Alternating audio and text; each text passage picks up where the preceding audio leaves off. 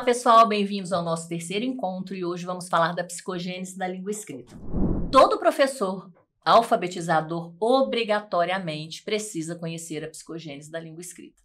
Os demais professores, se tiverem conhecimento, terceiro, quarto, quinto, sexto e até mesmo ensino médio, se eles tiverem conhecimento de como acontece essa psicogênese em todos os alunos, né, no ser humano, todas as pessoas passam por essas fases, ele pode contribuir com aquele aluno que ainda não está alfabetizado ou então que apresenta tanta dificuldade na hora de escrever.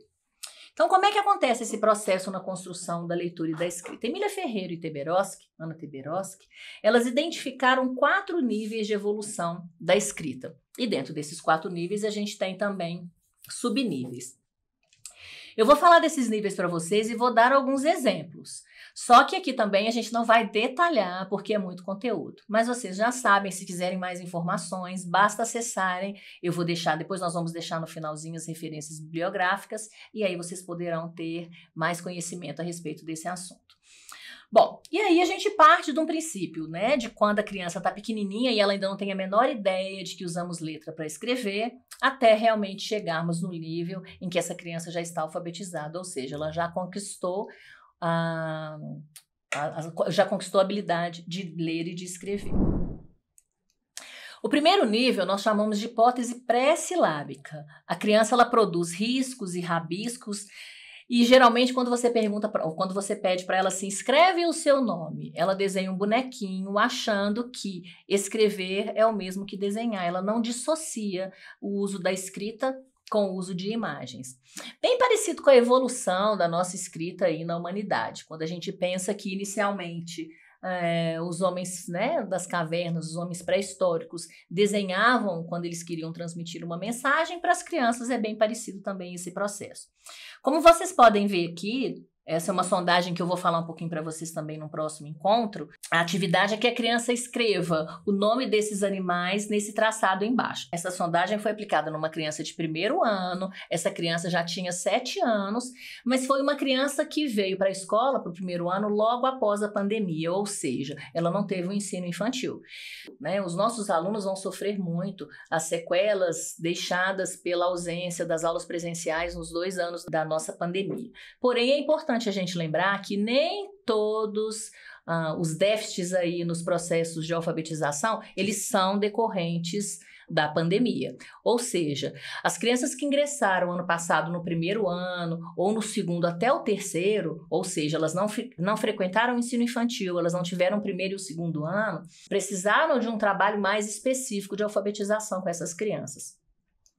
Porém, as crianças que já se encontravam no início da pandemia, no 4º, no 5º ano, no 6º, e aí elas chegam hoje no 7º, no 8º, com muitas sequelas ainda, com muitas dificuldades, tanto na escrita quanto na leitura, nós podemos muito mais imaginar uma dificuldade de aprendizagem ou um transtorno de aprendizagem do que realmente uma consequência da pandemia. Então, é importante que a gente saiba também diferenciar o que é sequela da pandemia e o que é dificuldade ou transtorno dessa criança aí no processo de aprendizagem dela. Então, esse garotinho, ele foi solicitado a escrever o nome desses animais, mas ele pelo menos sabe que é diferente a questão da escrita do desenho. Como vocês podem observar, ele até tenta escrever uma letra A, uma letra P, e desenha algumas bolinhas e alguns traçados aí com as letras que ele conhece, que é o P e o A, que fazem parte do nome dele. E ele vai e desenha, então, o nome dos animais que estão aí. Nessa hipótese pré-silábica, a criança geralmente ela vai usar os mesmos sinais para escrever qualquer coisa. Então, por exemplo, se eu falar para ela, escreve o nome da sua mãe, ela vai lá e faz uma bolinha, um risco e mais 2 bolinhas. Agora escreve o nome do seu pai, ela vai e faz a mesma coisa, escreve uma bolinha, faz um risco e põe mais outras 2 bolinhas. Ou então escreve qualquer outra coisa. Ou seja, ela pode usar algumas semelhanças com algumas letras ou ela pode simplesmente usar esses símbolos. Porém, ela não diferencia que nomes diferentes escrevem com letras ou símbolos diferentes. Piaget já falava de realismo nominal há muitos anos. E aí, o que a gente chama desse realismo nominal, né? A criança, ela acredita que os nomes das coisas têm relação com o tamanho, com a idade, e aí ela acredita que esses nomes também, por exemplo, basta olhar para o sol que a gente sabe que o sol chama sol. E nessa fase, ela não quando você pergunta para ela assim, eu poderia chamar o sol de lua e a lua de sol? Ela acredita que a gente não pode fazer essa troca porque o sol é muito grande e a lua é pequenininha. E não tem como trocar de nome esses dois elementos. E assim, quando a gente pergunta para ela, né, você mostra para ela duas imagens de um boi e de uma formiguinha, e você pergunta para ela, aonde você acredita que está escrito boi e aonde você acredita que está escrito formiguinha? No primeiro momento, ela te mostra a palavra formiguinha, identificando que é o boi, e ainda nesse primeiro momento ela te mostra que formiguinha se escreve com boi.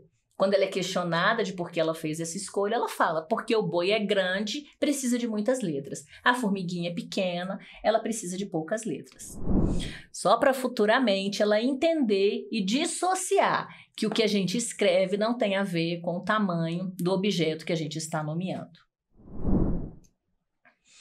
E como é que ela faz, quando ela começa, por exemplo, a usar letras, como é que ela faz essa escolha dessas letras também? Nesse início, lembrando que elas ainda estão na pré-silábica, elas podem escrever palavras maiores com uma quantidade maior de letras e palavras menores com quantidade menores de letras.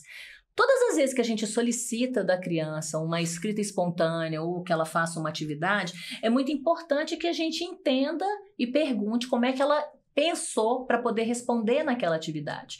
Porque às vezes a gente não sabe, para a gente poder identificar melhor esse nível. Por quê? Porque às vezes a gente bate o olho, colocou algumas letras lá aleatórias, mas a gente não sabe como é que está acontecendo esse pensamento da criança. Se a gente pergunta como é que ela chegou àquela conclusão, como é que ela fez aquela escolha, a gente consegue situar qual hipótese de escrita que ela está utilizando para poder resolver aquela questão. Para as crianças, né, à medida que elas vão avançando um pouquinho, existe uma quantidade mínima de letras. Então, para elas, muitas vezes elas podem não escrever uma letra só para representar algum tipo para representar uma palavra, né, algum objeto. Para elas, precisa de um número mínimo aí de pelo menos 3 letras. Quando a gente mostra para ela uma palavra escrita com poucas letras, ela acha que não tem nada escrito ali.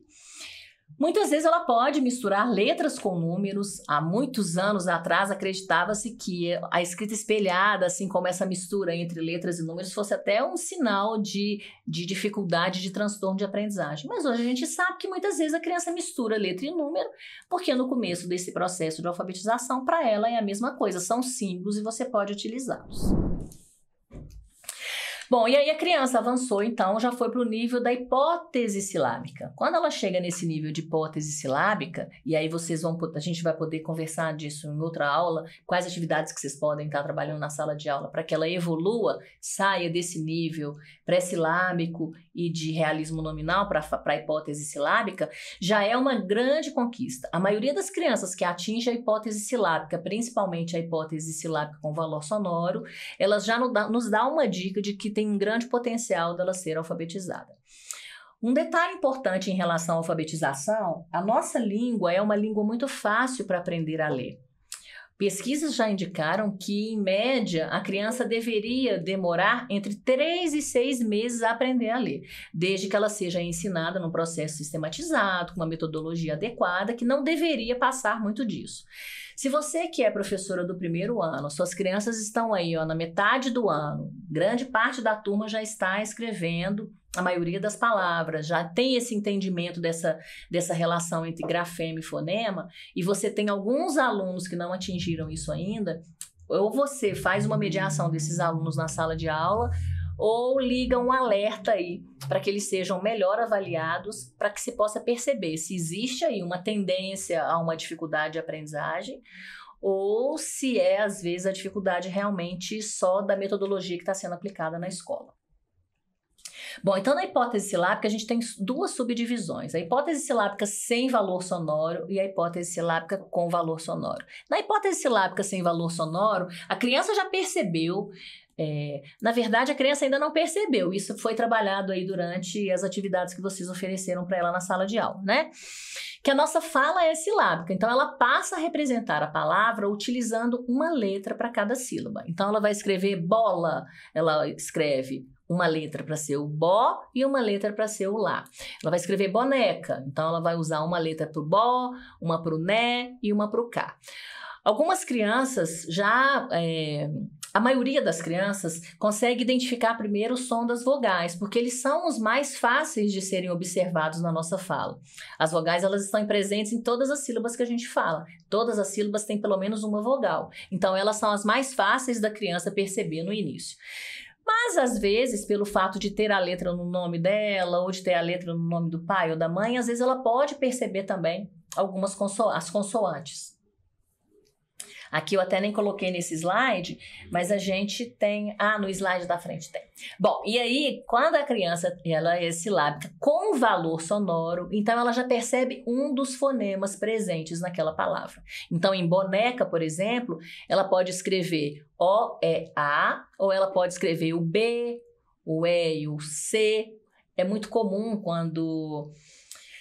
fica-se insistindo muito em nome de letra, e aí acaba que algumas letras a criança confunde, por exemplo, o K, aí, né, no nosso alfabeto a gente não tem o K para escrever nenhuma palavra, né? Ele é utilizado muito em nomes de pessoas, mas as crianças têm contato com essas letras, e aí muitas vezes ela vai escrever casa, ela substitui o CA pelo K, né? E aí acontecem com muitas outras situações em que se insiste com a criança. Nome de letra, e a letra tem um nome e o som que ela faz é outro. Com isso, a gente vai poder perceber agora no próximo slide como é que ela escreve quando ela fica muito fixada na questão do nome da letra. É muito comum a gente encontrar os pais acharem lindo e maravilhoso que a criança recite o alfabeto desde pequenininha, né? Então, quanto menos a gente forçar a criança a aprender nome de letra, mais a gente está contribuindo para o sucesso dela na hora que ela tem que fazer essa correspondência fonema e grafema.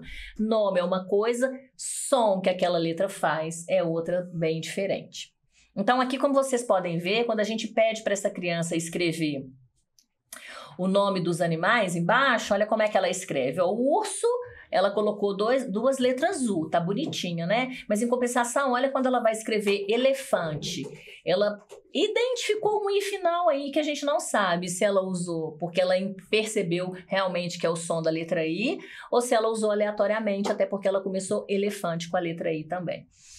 No sapo, outra confusão que as crianças fazem quando se insiste muito com nome de letra, o nome da letra é C, mas o C não é o som que a letra faz, então é muito comum elas escreverem, por exemplo, sapo com C, porque lembra o nome da letra. E aí no tigre ali, para ela ficou difícil, ela nem arriscou muito pensar em alguma letra mais semelhante, mas ela também utiliza duas letras para escrever tigre, ou seja, uma para cada sílaba. Já no garotinho aqui de baixo, ele escreve sonoro com valor, anassilábica com valor sonoro. Ele escreve sopa usando o O e o A, e ele escreve tocando lindamente usando o U, o A e o O. Os métodos de alfabetização que são ou fônicos ou multissensorial, como o método das boquinhas, muitas vezes a criança nem passa por essa fase das silábicas sem valor sonoro, ela já vai direto para a silábica com valor sonoro, porque ela identifica mais facilmente os sons das vogais. E aí, como vocês podem ver aqui das palavras que essa criança foi escrevendo, por exemplo, faca, né? Ela percebe o sonzinho do F e aí ela, do K, ela coloca a letra K para substituir. O mesmo ela faz em cama, faz em boca, faz em boneca e faz em pipoca, né? Utilizando sempre a letra K aqui. Bom, quando a gente vai interpretar uma escrita da criança, mais importante do que colocar certo ou errado, que na verdade as pessoas adoram, né, riscar com uma caneta vermelha o que a criança escreveu que não era o esperado, é considerar não o resultado daquela atividade, mas sim qual o processo que a criança passou por ele para poder chegar àquela conclusão dali. Então, quando eu peço para ela escrever uva, e ela vai, e eu vejo por que ela está escrevendo uva com U e com o A, eu consigo interpretar que ela está na hipótese silábica com valor sonoro. E mesmo quando ela escreve o K a letra K para o K de cama, eu também consigo perceber que aí ela associa o quê? O nome da letra a uma sílaba que na cabecinha dela, ela pode substituir aquele pedaço ali, aquela sílaba com o nome de uma letra só. Bom, e aí ela já vai avançando mais um pouquinho. O mais importante nessas hipóteses que a criança se encontra não é aguardar que ela descubra voluntariamente, espontaneamente, como avançar de uma fase para outra.